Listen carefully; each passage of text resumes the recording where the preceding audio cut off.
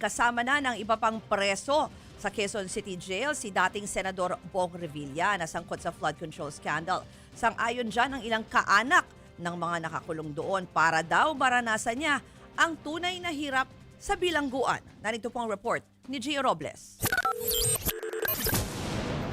Matapos ang 7 araw na medical quarantine na ilipat na si dating Senador Ramon Bong Revilla Jr. sa regular na selda sa New Quezon City Jail. Doon din nakakulong ang iba pang mga preso pero hindi pa malinaw kung sino ang mga kasama o mga kakosa mismo ni Revilla sa kanyang selda. Kinumpirma ito ng kanyang asawa na si Cavite 2nd District Representative Lani Mercado na bumisita sa dating senador.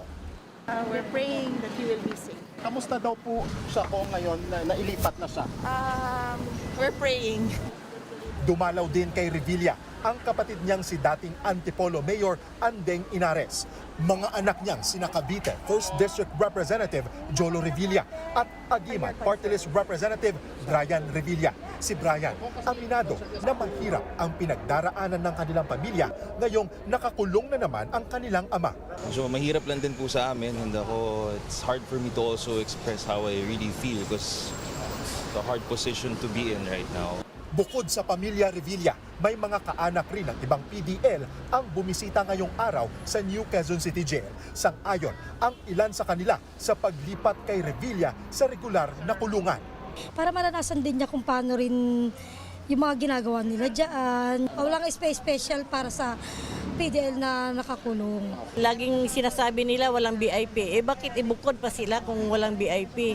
Oo, para malaman rin nila kung ano rin ang maano sa mga PDL. Siyempre, magsasabi niya mga PDL nga kung ano ang hirap.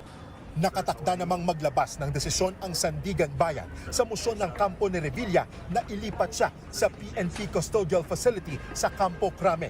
Binigyan ng Anti-Graft Court ang Ombudsman Prosecution Panel na magkomento sa apela bukas. Sa February 9 naman, ang bagong pagbasa ng sakdal kay Revilla at iba pang akusado.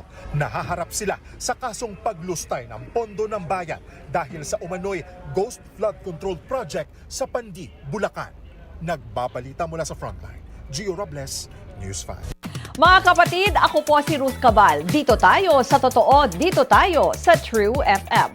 Mag-follow at mag-subscribe din po kayo sa aming social media accounts at True Network PH. Diyan po yan sa aming X na dating Twitter, sa FB, sa Instagram, sa YouTube, sa TikTok at sa mga podcast. At syempre, tutok din po kayo sa Signal True TV Channel 19.